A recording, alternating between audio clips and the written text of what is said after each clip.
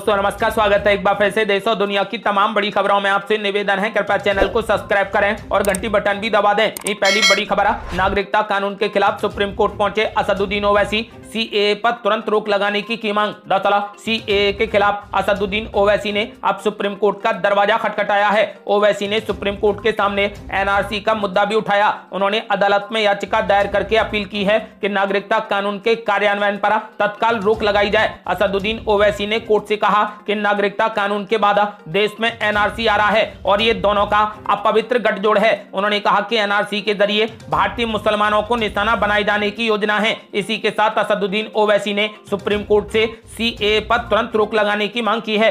और बड़ी खबर, चुनाव आयोग ने लोकसभा चुनाव की तारीखों की कर दी घोषणा। 7 चरणों में होगा लोकसभा का चुनाव। 19 अप्रैल को होगा आगाज, 4 जून को आएंगे नतीजे। दरअसल लोकसभा चुनाव 7 चरणों में होगा। 19 अप्रैल को पहले चरण का आगाज होगा और 7वें चरण के मतदान के बाद 4 जून को चुनावी नतीजे आएंगे। आपको बता दें कि फिलहाल चुनाव आयोग ने चुनाव की तारीखों का ऐलान कर दिया है। पहले चरण का मतदान 19 अप्रैल को होगा। इस दौरान 21 राज्यों और केंद्र शासित प्रदेशों में वोटिंग होगी। पहले चरण में कुल मिलाकर 102 लोकसभा सीटों पर वोटिंग होगी। और बड़ी खबर, शराब नीति मामले में अरविंद केजरीवाल को मिली बड़ी राहत। 15,000 के मुचलके पर कोर्ट ने दे दी जमानत। दरअसल दिल्ली के मुख्यमंत्री अरविंद केजरीवाल को शनिवार को राज एवेन्यू कोर्ट से बड़ी राहत मिली है। अदालत ने ईडी के समन पर पेश न होने को लेकर जांच एजेंसी द्वारा दर्ज 2 मामलों में केजरीवाल को जमानत दे दी। कोर्ट ने केजरीवाल को जमानत के लिए 15,000 के मुचलके पर बेल बॉन्ड भरने को कहा। शराब नीति मामले के संबंध में ईडी की तरफ से 2 शिकायतों को अदालत में दिया गया था। आपको बता दें कि फिलहाल केजरीवाल को 15,000 के मुचलके पर कोर्ट ने जमानत दे दी है। अगली बड़ी खबर, के कविता की गिरफ्तारी पर बीआरएस करेगी जोरदार प्रदर्शन। ईडी ने जब्त कर लिए 5 मोबाइल फोन। दरअसल ईडी ने दिल्ली आबकारी नीति घोटाला मामले से जुड़े धन शोधन मामले में तेलंगाना के पूर्व मुख्यमंत्री केसीआर की बेटी के कविता को गिरफ्तार कर लिया है। ईडी के पंचनामे के मुताबिक बीआरएस एमएलसी के कविता के पास से 5 मोबाइल फोन जब्त किए गए हैं, जिसमें पूर्व मंत्री केटीआर के गैर कानूनी एंट्री का जिक्र है। ईडी की ओर से के कविता की गिरफ्तारी पर बीआरएस पार्टी ने आज तेलंगाना में राज्यव्यापी विरोध प्रदर्शन का आह्वान किया है। अगली बड़ी खबर, अखिलेश यादव के फैसले पर चंद्रशेखर आजाद ने कर दी बड़ी बगावत। अकेले चुनाव लड़ने की कर दी घोषणा। दरअसल आजाद समाज पार्टी के मुखिया चंद्रशेखर आजाद लंबे समय से नगीना सीट से चुनाव लड़ने की तैयारी कर रहे थे। उन्होंने पहले ही ऐलान कर दिया था। ऐसे में उन्हें इंडिया गठबंधन का उम्मीदवार बनाए जाने की चर्चा हो रही थी, लेकिन आखिरी वक्त में अखिलेश यादव ने उन्हें धोखा दे दिया। समाजवादी पार्टी ने यहाँ पर अपना प्रत्याशी उतारकर सारे समीकरण बदल दिए। सपा के इस कदम पर चंद्रशेखर आजाद ने बड़ी प्रतिक्रिया दी। उन्होंने कहा कि जो कमजोर होते हैं वही किस्मत का रोना रोते हैं, जिन्हें उगना होता है वो पत्थर का सीना चीर कर भी उगते हैं। उनके इस बयान से ये कयास लगने शुरू हो गए हैं कि चंद्रशेखर आजाद नगीना से चुनाव लड़ेंगे, भले ही उन्हें अकेले ही चुनावी मैदान में उतरना पड़े। अगली बड़ी खबर, तीसरे चरण की शिक्षक भर्ती परीक्षा हो सकती है रद्द। पेपर लीक की खबर के बाद एक्शन शुरू। दरअसल बीपीएससी की ओर से ली गई तीसरे चरण की शिक्षक भर्ती परीक्षा का प्रश्न पत्र लीक होने की आशंका है। बीते शुक्रवार को 2 पालियों में ये परीक्षा हुई थी। इस दौरान करीब 250 से 300 परीक्षार्थियों को हिरासत में लिया गया था। अब एक्शन शुरू हो गया है। हालांकि अधिकारी कुछ भी बोलने से बच रहे हैं। पेपर लीक की बात जांच में सच होती है तो तीसरे चरण की शिक्षक भर्ती परीक्षा रद्द हो सकती है।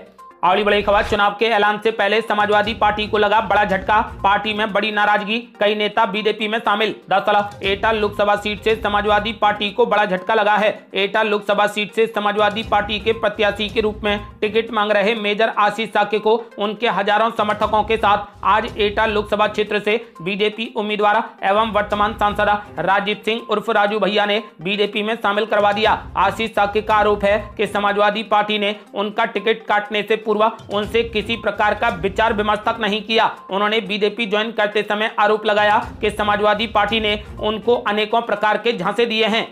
अगली बड़ी खबर, आम आदमी पार्टी को लोकसभा चुनाव से पहले लगा बड़ा झटका। इस युवा नेता ने थाम लिया बीजेपी का दामन। दरअसल रुधौली विधानसभा से आम आदमी पार्टी के पूर्व प्रत्याशी पुष्कर आदित्य सिंह सहित उनके सैकड़ों समर्थकों ने आज बीजेपी की सदस्यता ग्रहण कर ली। लोकसभा चुनाव से पहले भाजपा तेजी से अपना कुनबा बढ़ाती जा रही है। विधानसभा स्तर पर भी मिलन सदस्यता अभियान चलाया गया था। इसमें विपक्षी दलों के लोगों ने भगवा ओढ़कर कमल खिलाने का संकल्प लिया। यहाँ विभिन्न दलों के करीब 100 लोगों ने भाजपा की सदस्यता ग्रहण कर ली।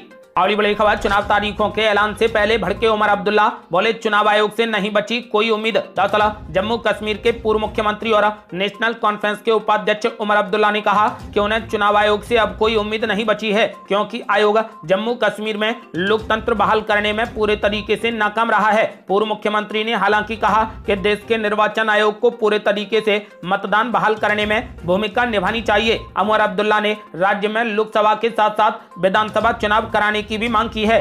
अगली बड़ी खबर में, मोदी का परिवार हूं नाम से भाजपा का चुनावी गीत लॉन्च, विपक्ष पर चुन चुनकर किए गए वार। दरअसल आगामी लोकसभा चुनाव से पहले भारतीय जनता पार्टी ने पीएम नरेंद्र मोदी को लेकर एक गीत लॉन्च किया है। केंद्र की सत्ता में हैट्रिक लगाने की कोशिश कर रही भाजपा ने मैं मोदी का परिवार हूं नाम से गाना लॉन्च कर दिया है। 3 मिनट 13 सेकंड के गाने में मोदी सरकार की उपलब्धियों को भी गिनाया गया है। वीडियो में पीएम नरेंद्र मोदी के भाषण से लेकर उनकी सभाओं तक के दृश्य दिखाए गए हैं। इसके अलावा मैं मोदी का परिवार हूं गाने में कश्मीर के युवा लड़कों और लड़कियों को भी दिखाया गया है। वहीं देश की तमाम भाषाओं में लोगों को मैं मोदी का परिवार हूं कहते सुना जा सकता है। प्रधानमंत्री के इस वीडियो सॉन्ग में विपक्षी पार्टियों पर भी जमकर निशाना साधा गया है। अगली बड़ी खबर, बिहार में महागठबंधन का सीट फार्मूला हो गया तय, औपचारिक ऐलान बाकी। दरअसल बिहार में महागठबंधन के घटक दलों में आरजेडी 28 सीटों पर चुनाव लड़ेगी, कांग्रेस पार्टी 9 सीटों पर, भाकपा माले 2 सीटों पर और भाकपा को 1 सीट मिलने की उम्मीद है, जबकि माकपा को बिहार में जनाधार के अभाव में एक भी सीट देने पर विचार नहीं किया जा रहा है। हालांकि माकपा ने भी अपनी दावेदारी पेश की है। जानकारी के अनुसार सोमवार को महागठबंधन की ओर से सीट बंटवारे की घोषणा कर दी जाएगी। अगली बड़ी खबर, गृह मंत्री अमित शाह ने पाकिस्तान को बताया अत्याचारी देश, बोले पीओके हमारा है, वहां के हिंदू और मुसलमान भी हमारे हैं। दरअसल केंद्रीय गृह मंत्री अमित शाह ने पीओके को लेकर अपनी पार्टी और केंद्र सरकार का स्टैंड साफ करते हुए कहा कि पाकिस्तान के कब्जे वाला कश्मीर यानी पीओके भारत का हिस्सा है, इसीलिए वहां के हिंदू और मुस्लिम दोनों ही हमारे लोग हैं। एक टीवी इंटरव्यू में अमित शाह ने देश के विभाजन को गलत बताया। उन्होंने कहा कि पाकिस्तान में हिंदुओं पर बहुत अत्याचार हुआ है। अमित शाह ने कहा कि आजादी के वक्त वहां हिंदुओं की संख्या 23% थी, जो अब घटकर मात्र 2.7% रह गई है। उन्होंने कहा कि पाकिस्तान में जबरन धर्म परिवर्तन कराया गया, महिलाओं से दुष्कर्म किया गया, ऐसे ही प्रताड़ित लोग पाकिस्तान छोड़कर भारत आए हैं, भला ऐसे लोगों को हम नागरिकता क्यों ना दें। उन्होंने कहा कि 1950 से जो वादा किया था उसे कांग्रेस ने पूरा नहीं किया, उसे हम पूरा कर रहे हैं।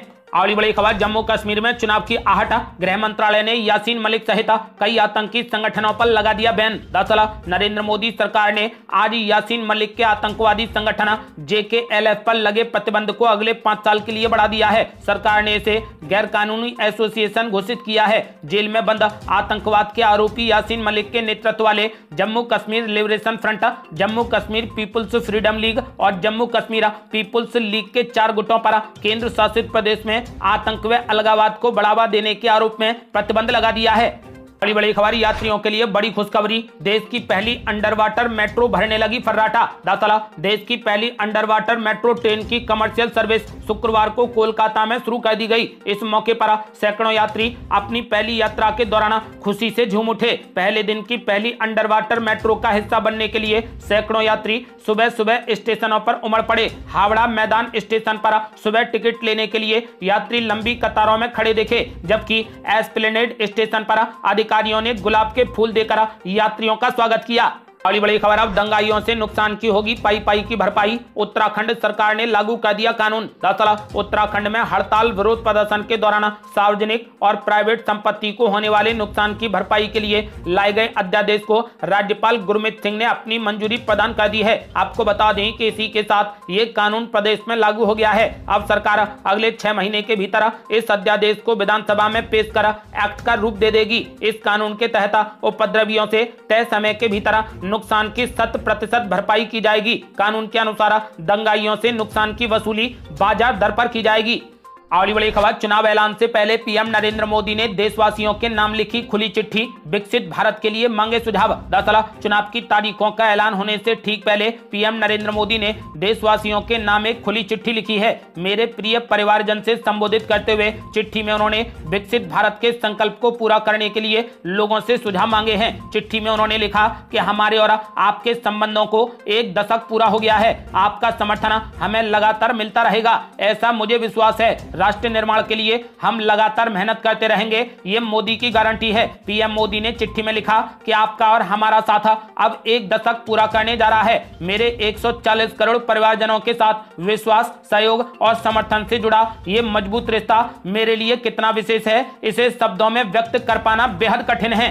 अगली बड़ी खबर, ईवीएम मशीन या फिर बैलेट पेपर से होंगे 2024 के लोकसभा चुनाव। सुप्रीम कोर्ट ने सुना दिया बड़ा फैसला। दरअसल सुप्रीम कोर्ट ने शुक्रवार को इलेक्ट्रॉनिक वोटिंग मशीन यानी ईवीएम मशीन की कार्यप्रणाली में अनियमितताओं का आरोप लगाने वाली याचिका पर विचार करने से साफ इनकार कर दिया है। अदालत ने कहा कि हर तरीके के सकारात्मक और नकारात्मक पक्ष होते हैं। सुप्रीम कोर्ट ने एक अन्य याचिका भी खारिज कर दी जिसमें दावा किया गया था कि 2016 से 2019 के दौरान चुनाव आयोग की अविरक्षा से गायब 19 लाख ईवीएम मशीनों का इस्तेमाल आगामी लोकसभा चुनाव के परिणामों में हेरफेर करने के लिए किया जा सकता है। जस्टिस संजीव खन्ना, जस्टिस दीपंकर दत्ता और जस्टिस ऑगस्टिन जॉर्ज मसीह की पीठ ने कहा कि ये अदालत कई याचिकाओं की पहले ही कई मौकों पर पड़ताल कर चुकी है और ईवीएम मशीन के कामकाज से संबंधित विभिन्न मुद्दों से निपट चुकी है। आपको बता दें कि अदालत ने कई याचिकाओं को खारिज किया है। अब इससे लगभग साफ हो गया है कि ये चुनाव ईवीएम मशीन से ही होगा। अगली बड़ी खबर, ईडी और सीबीआई अधिकारियों को लेकर राहुल गांधी ने दे दी बड़ी गारंटी।